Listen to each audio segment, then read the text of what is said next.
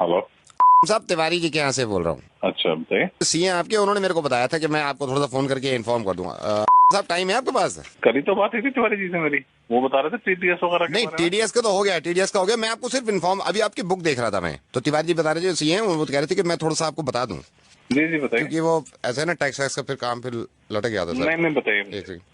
30% tax ये तो पे कर दिया सर हमने आपका, ठीक है सर। अच्छा जी जी। 10% टीडीएस भी आपका, तिवारी जी ने कहा था टीडीएस। हाँ तो ये तो पता ही है, मेरे को बता दिया था उन्होंने। इसके दो ना फायदे बता रहा था इसको मैं आपके, तो सर 30% जो टैक्स कटा है आपका, क्योंकि सर आपका स्लैब जो है वो 12 लाख से ऊपर है, हम्म। तो 30% टैक्स कटने का फायदा ये है सर, कम से कम कल को इनकम टैक्स का डंडा तो नहीं होगा। और जो सही है, ये 10% टीडीएस भी आपने इसलिए काटा कि कल को आपको कोई प्रॉब्लम ना हो, ठीक है। है ना। तो सर ये दो फायदे हो गए, मतलब इनकम टैक्स के डंडे से बच गए, दूसरा ये टीडीएस के भी डंडे से बच गए। क्या कहना चाह रहे हो? ये तो मुझे ही पता है। नहीं, मैं नहीं, कम से कम इस जिम्मेदारी से बच गए ना। क्या कह रहे हो यार? सर मैं ये कह रहा हूँ, ये देने के बाद आपके ऊपर से जिम्मेदारी हट गई, अब कल को पागल है कि एक ही बात 30% को पकड़ लिया तूने? मेरे को पता नहीं है ये बात। ये तो पता है सर आपको। तो 30% टैक्स दे दिया तो इनकम टैक्स का डंडा आप पे नहीं पड़ेगा, आपकी जिम्मेदारी खत्म, आप बुरा मत मानिए सर। लेकिन इनका डंडा पड़ गया, ये क्या होगा फिर? यार रोजे रमजान में गालियां दिलवाएगा, क्या रह गया? सर ये क्या? सर 2.5% ज़कात, है? 2.5% ज़कात। साहब मैं माजरत चाहूंगा कि रोजे में मैं आपको ज्यादा बुलवा रहा हूँ, लेकिन ये 30% टैक्स दे दिया आपने, जो कि बहुत अच्छी बात है, क्योंकि एक उसूल है हिंदुस्तान का कि आप अगर 12 लाख से ज्यादा कमाते हैं तो 30% टैक्स देंगे, और देने के बाद मुतमईन हो जाते हैं इस बात से कि अब कोई जिम्मेदारी आपकी नहीं है, ना ही किसी चीज की पेनल्टी पड़ेगी। टीडीएस दे देते हैं आप 10%, साहब 2.5%, 2.5%, वो भी आपकी इनकम पे नहीं, आपकी सेविंग पे, सिर्फ 2.5% ज़कात, जो कि आप नहीं देते हैं। आप बिल्कुल ये मत समझिएगा कि मैं इस चीज के लिए शर्मिंदा करना चाह रहा हूं आपको, मैं नाम तक नहीं बता रहा हूं भाई, मैं सिर्फ ये कहना चाह रहा हूं कि अगर आप इनकम टैक्स नहीं देंगे तो उससे जाती तौर पर किसी एक इंसान को परेशानी नहीं होगी, वो हमारे मुल्क की तरक्की के आड़े आता है। लेकिन अगर ज़कात नहीं देंगे, वो भी सिर्फ 2.5%, कोई ना कोई तो अल्लाह ताला ने आप में ये बात देखी होगी, सलाहियत देखी होगी कि ये एक ऐसा बंदा है मेरा जिसको मैं इतना दूं, इतना नवाजूं, और अल्लाह ताला को पूरी उम्मीद होगी देने से पहले कि ये इंशाल्लाह उस पैसे में से ज़कात निकालेगा और उन लोगों की मदद करेगा जो मुस्तहिक हैं, जो परेशान हैं, और खास तौर से इस महीने में, जिस महीने में ज्यादा से ज्यादा निकालना चाहिए।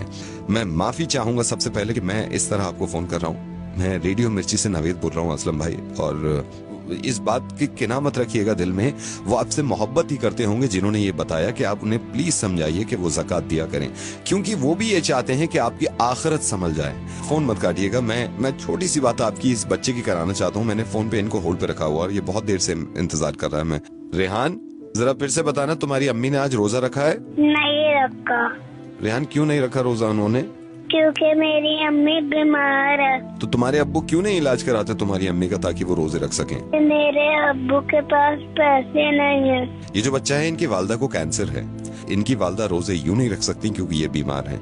बीमार इसलिए हैं क्योंकि ये इलाज नहीं करा सकती, इलाज ये इसलिए नहीं करा रही क्योंकि इनके पास पैसे नहीं है, पैसे इसलिए नहीं है इनके पास भाई क्योंकि हम ज़कात नहीं देते हैं। बहुत मुमकिन था ये, बहुत मुमकिन था ये कि हम हॉस्पिटल के बाहर अपनी वालदा के साथ बीमार पड़े होते और हम इंतजार कर रहे होते कि कोई ज़कात दे, और इनके वालिद यहां बैठे होते जहां पे आप हैं, और ये अगर ज़कात ना देते और हम तक ना पहुंचती तो कैसा लगता?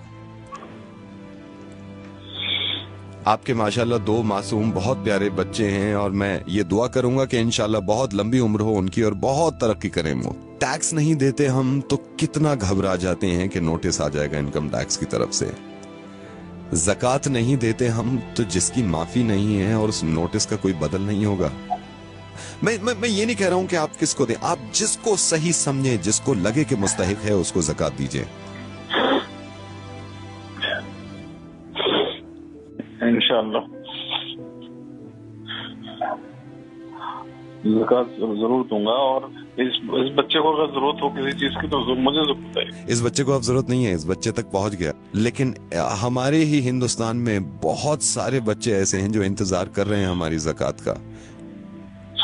अल्लाह ताला अजर दे आपको इस चीज का, आपने अपनी जिम्मेदारी पूरी करी, एक जिम्मेदारी आपकी बन जाती है। ये जो आपने सुना है इस चीज को दूसरों तक पहुंचाइएगा और यकीन मानिए इस बात का कि इतने अच्छे कौम में लोग हैं, उनके दिल इतने अच्छे हैं, कहीं ना कहीं वो या तो भूल जाते हैं या थोड़ा सा मिसगाइड हो जाते हैं। इंशाल्लाह जरूर लोग एक दूसरे की मदद करेंगे और ज़कात निकालेंगे।